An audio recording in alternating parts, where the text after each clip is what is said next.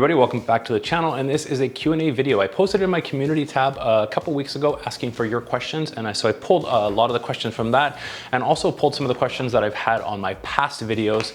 So if you are new to the channel and you have some questions that you haven't maybe asked, we might be covering them this way. I do these all in one take, so feel free, follow along, but what I will also do is leave a timestamp down in the description below with each individual question. So if you're looking for something in particular, you can jump ahead to find the answer to that question that you were asking. So all these come from viewers' questions, and let's get on to it. We do this all in one take. Let's go. So first one, Justin A asked, he was asking if there was on one of the Fujifilm simulation recipes, if he can adapt it to his X-T30. So a lot of the questions that I answer on the channel, or a lot of the recipes that I share on the channel, are for the X-T4, for the latest Fuji sensors. Now, that being said, absolutely, you can change these recipes. The recipes are only basically a base to start out with. It's much like cooking. You can kind of tweak them to how you like it. So the colors may be a little bit different if you're using a different sensor on your camera, but this doesn't mean you can't try the recipe out and see if you like it. If you don't, maybe adjust the settings a little bit. If you do like it, all the better. So don't be afraid to change the settings. You're not going to screw anything up. Next question came from Alex X. He was asking if he can record from the Fuji X-T4 directly onto a USB-C drive. It has the USB port in the side, and the answer to that is no. If you want to record externally to your Fuji X-T4 camera, I'm going to assume it's the same for the X-T3 and other cameras with USB. You cannot, you have to put an external recorder, I believe the brand is a Atomos recorder on there. That's what you have to do. It will not record directly to a USB drive. It won't do anything. Next question comes from Powell. I'm gonna pronounce his last name wrong, Kopox. He was asking about connecting your X-T3 to as a webcam for video conferencing, Zoom calls, that kind of thing. And he was asking if I knew if you plug in your USB-C to your MacBook Pro or your computer, will it keep the battery charged? And the answer is kind of. It will. We did a video on battery FAQs. I'll link it down below with this question, but if you connect it to your computer, it will trickle charge it, but it will still slowly drain the battery. It will last obviously a lot longer than if you're just running off battery alone. I find the battery on the X-T4 will last about a good hour. If you're just doing Zoom meetings or webcam, lasts quite a while, but if you want to extend it, you can plug it into the computer and it will drain your battery a little bit slower. If you wanted to connect up and have your camera to run all the time, chances are you'll find if you have your battery plugged in the computer, it's probably going to last long enough for a meeting. A Zoom meeting over an hour, you're probably going to go crazy anyways. But you can get on Amazon, you can get like a dummy battery that will connect in, and it's connected like a USB cable right into the battery compartment, and that will charge it and keep it running all the time. You can check that out on Amazon. I'll leave a link to that down below as well, but good question. The next question I had, and it's from Jolov. Can you recommend what SD card I should use for my X-T100? So I have a SD card video, and it has the recommended cards that Fujifilm recommends. You want to get a decent brand of SD card. Don't go for something that's like a no-name brand, I find. I use the SanDisk cards, and they've been kind of great. What I will recommend though is, you don't necessarily, if you're just taking pictures, you don't necessarily need the most expensive, fastest SD card available, but you want to get something that's a decent size, because obviously pictures they're starting to take up a fair bit of room. But I never buy the biggest memory card available. I usually stick to basically 128 gigabytes or 125 gigabytes cards, because what I find is SD cards, you will always ultimately break, you will lose them, and they'll stop working. So I find I'd rather buy two 128 cards instead of 256 cards. That way I have an extra. That's my recommendation for memory cards, and no matter what size you can afford, kind of buy the one that fits your budget, but go with a size down and buy two of them so you have an extra. And keep extras like in your bag and kind of anywhere, because you will ultimately go somewhere and you'll forget the memory card in your computer back at home and you won't have one. Now the Fuji X-T4 has 2 memory card slots, which has actually been a lifesaver, because I have actually gone outside to do some street photography and left the card in the computer more than one time, but at least I have a backup. Good question though. Chris Wadley asked another question on recipes. So the X-T4 has custom slots in the Q menu. If you haven't checked that out, there is, I believe it's 6 or 7 different custom slots, and you can input different presets, and you can actually have different recipes saved. But he was asking if I do these recipe slots, will I lose access to the original recipes that are, or the original film simulations that are kept on the camera, like a Eterna, classic Chrome, classic NIG, that kind of thing. You will not lose those. Those are built into the camera. They're in the firmware. You will not lose them. What you will lose is the base settings, I guess, but you can actually go in. What I kind of do is I leave slot, basically preset 1 as just blank. Like I have that reset to the standard factory. And then if I want to go in and just change the film simulation without changing any other kind of settings on the camera, I can do that on slot 1, and then what I do is keep slot 2, 3, 4, 5, 6 for the recipes that I use, and I keep them as custom settings, and I kind of rotate through those as I try them out on the channel. So hopefully that helps. You won't lose, if you do any changes, you won't lose the standard simulations. Joe Bansky asked the question, this is a good one actually, and he says, do you only post photos? I post photos quite a bit on Instagram, usually a couple a week from my videos. Pictures mostly get shared on YouTube other than Instagram. But he asked if I've actually had a few that I have printed, and I haven't actually, and this got me thinking.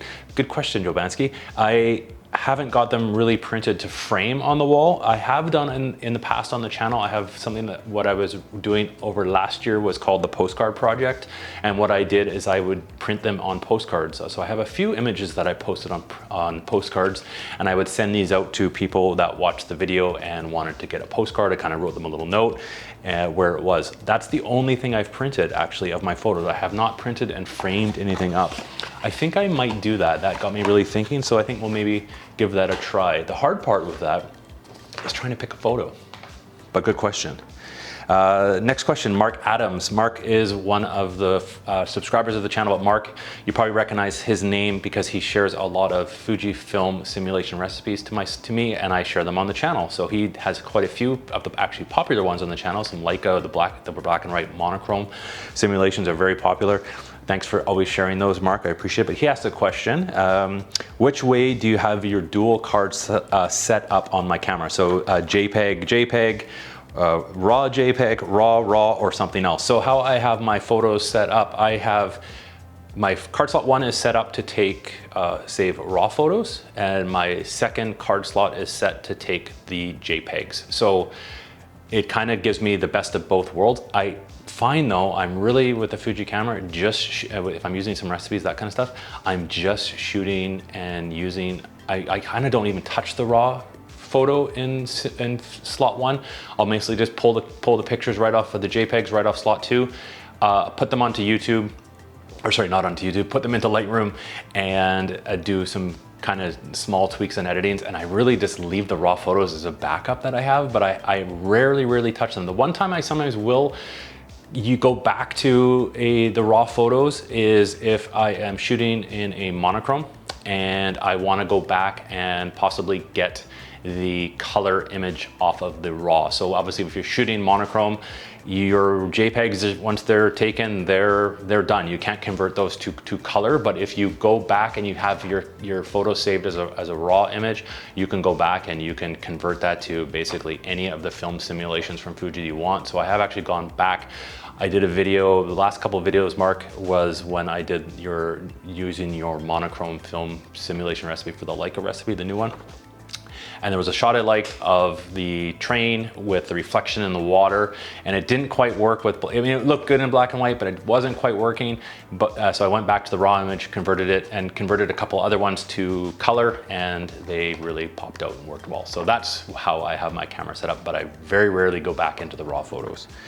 I'm actually going to do a video, Mark, on, and everybody else watching, not just Mark, but on how I edit my photos. I do very little editing, but I'll do a video on that coming up. So make sure you follow along, keep an eye out for that one.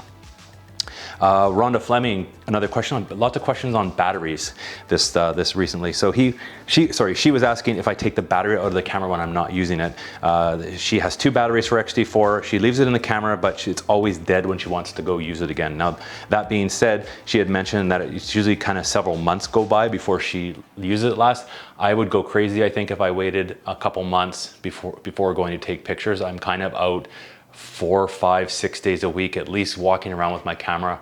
I don't always take pictures, but at least it's out. I might take 1 or 2 even. So I always kind of am using it. But the battery, what she was noticing was the battery was draining. She kind of lost like 75% of the power, and that's what will happen if you leave your camera if you leave your battery in your camera. The charge will slowly deplete. That's kind of done.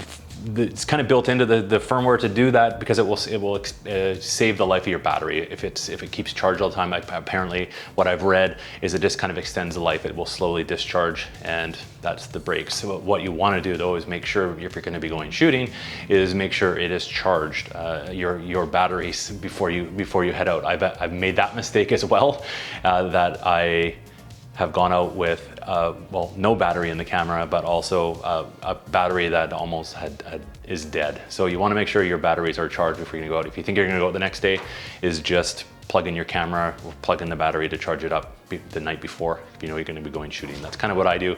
If I know I'm going to be going out in the morning, I'll just plug in my camera before I go to bed, and it's charged up. Good question though. And the last one, here we go, from Ken Reif. He was asking about shooting bracket mode with the films, different film simulations. How do I get those photos off my card? So when you are shooting bracket mode, what it will do is you have your settings set up. It depends on how you're saving what card you're saving your JPEGs to on your Fuji X-T4. If you're doing, for example, if I'm doing them, I have card 1 is the RAW, card 2 is the JPEGs. All of the bracketed JPEGs, you can choose the 3 the film simulations that will get saved. All of those will go on the card you're saving your JPEGs onto. So I will have a RAW image, 1 image, and then I will have 3 more images of the different film simulations that I chose. If you've chosen to basically have everything saved onto the 1 card, you'll have your RAW, then you'll have 3 JPEGs all onto one card. If you're not saving your RAW photos, if you're just shooting JPEG, you'll just have your JPEG saved. So hopefully that little bit of, it is a bit confusing sometimes with 2 card slots, how it saves.